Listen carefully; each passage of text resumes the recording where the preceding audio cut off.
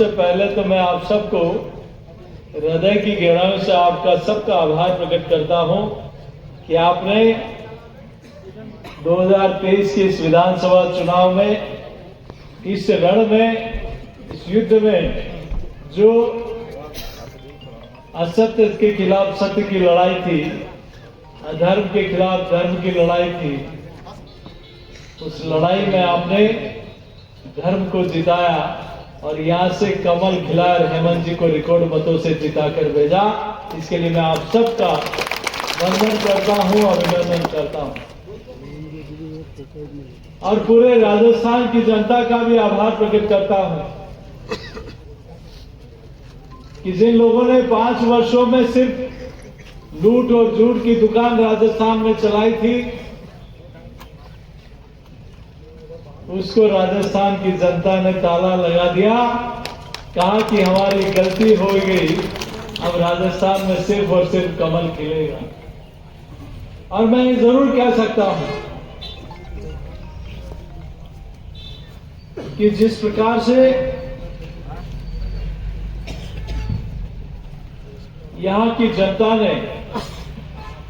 लगातार कमल खिलाया है, मुझे अभी कह रहे थे राजनाथ जी भी, माननीय हेमंत जी भी, कि प्रतापगढ़ की जनता ने 2014 में भी और 2019 में भी, मुझे अच्छी तरह ध्यान है 2014 में मैं जब आया था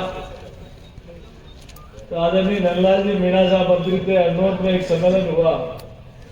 और एक जगह सम्मेलन करके कहा कि ये बस कार्यकर्ताओं की बैठक सम्मेलन हो गया,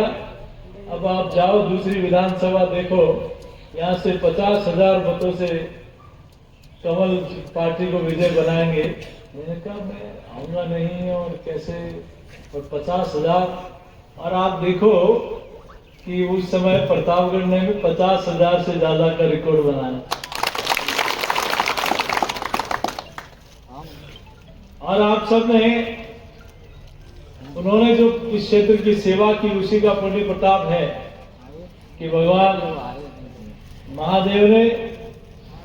गौतमेश्वर महादेव ने और दिल्ली में मोदी जी ने प्रतापगढ़ को फिर से कैबिनेट मंत्री का दर्जा दिया। और मैं ये विश्वास के साथ कह सकता हूं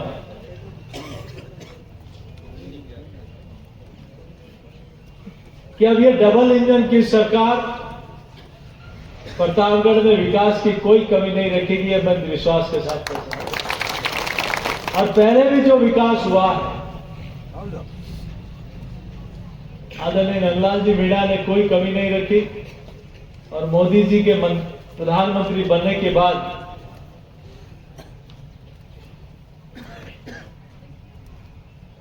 इन पिछले 10 सालों में मैं दावे के साथ कह सकता हूं कि जो काम हुआ है, हमारा जो ये क्षेत्र है, जो लोग कहते हैं कि पिछड़ा क्षेत्र है, जनजाति क्षेत्र है, लेकिन मोदी जी ने कहा कि ये मेरे सब परिवार के लोग हैं, सबसे पहले इस क्षेत्र का विकास होगा, ये मेरे लिए सबसे वीवीआईपी है, इस क्षेत्र से मैं विकास की शुरुआत करूंगा। मैं जिस गरीब के पास मकान नहीं उसका मकान बनाऊंगा, जिसके घर में गैस का कनेक्शन नहीं है वो गैस का कनेक्शन देंगे, सबका बैंक में खाता खुलाएंगे, जिसको अनाज की समस्या है उनको मुफ्त में अनाज देंगे, उनके घर में अगर बिजली का कनेक्शन नहीं है तो बिजली का कनेक्शन भेजाएंगे,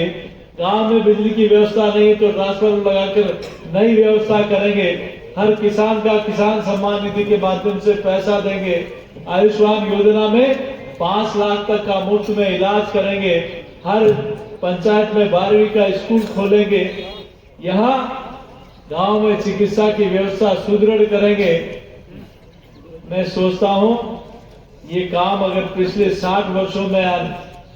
जो सरकारें काम कर रही थी, अगर वो करती तो शायद इस प्रकार की स्थितियां नहीं होती। आज तो भारत सोने की चिड़िया बन चुका होता। अगर मोदी जी ने जिस स्पीड से काम किया है, ये देश मेरा परिवार है, और चाहे गरीब हो, महिला हो, युवा हो, किसान हो, उनके उत्थान और कल्याण को लेकर जिस प्रकार से काम किया है, इसलिए मोदी जी ने वादे नहीं दिए, नारे नहीं दिए, वो काम करके दिखाया। ये सरपंच साहब हमारे कई जनप्रतिनिधि बैठे हैं, आप रिकॉर्ड उठाओ पिछले 50-60 सालों का, और इन 10 सालों का मैं दावे के साथ कह सकता हूं, चाहे आवास हो, शौचालय हो, बैंक के खाते हो, चाहे मुफ्त में अनाज मिलना हो, चाहे उज्ज्वला का कनेक्शन हो, उन 60 सालों पर मोदी जी के 10 साल भारी दिखाई देंगे।